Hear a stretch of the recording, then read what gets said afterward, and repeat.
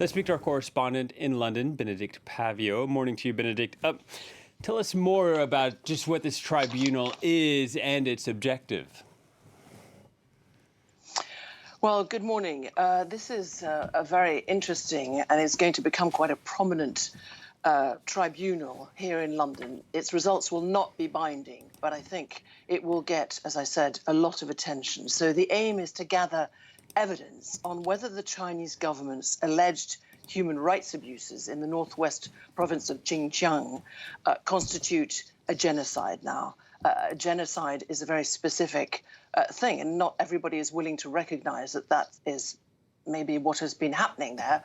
The US and several other countries, including the UK, do believe that that is what has been happening there. So it's an 8-member panel chaired by the prominent British barrister Sir Geoffrey Nice.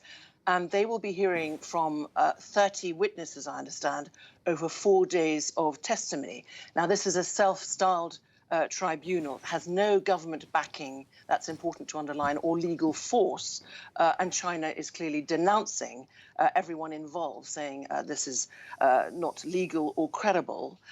But we know that a number of dozens of Uyghurs have travelled specially to the United Kingdom, here to the British capital.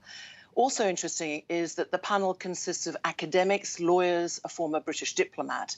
And the reason, I'm told, for this is that the organisers really want to draw from a mix of disciplines and avoid China experts, to avoid, they say, a risk of prejudgment. Yeah, and Benedict, rights groups are saying that up to 1 million of these Uyghurs, this Muslim minority in China, are being held in internment camps in China.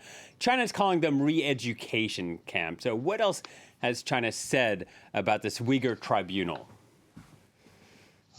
Yes, and that's right to underline that it is the absolutely staggering figure of at least, we're told, 1 million Uyghurs and other Muslims who have been detained in that region, held in extrajudicial camps or sent to prisons. And that is, of course, where this testimony will be very important. Well, China very clearly, repeatedly, persistently, categorically and vehemently denies that these abuses are taking place.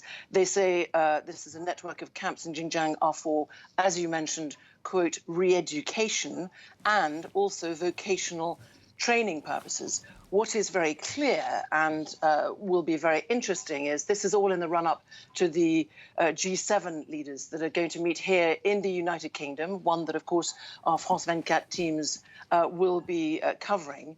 And this will be one of the big issues on the table as the relationship between the G7 countries and others and China, and ongoing concerns about Beijing's alleged persecution of the country's Uyghur population is very much uppermost in the minds of the leaders. And it will be very interesting to see certainly what is said in the final communique, which we expect at the end of the G7 in Cornwall. All right. Thank you very much, Benedicte. Benedicte Paviot reporting from London.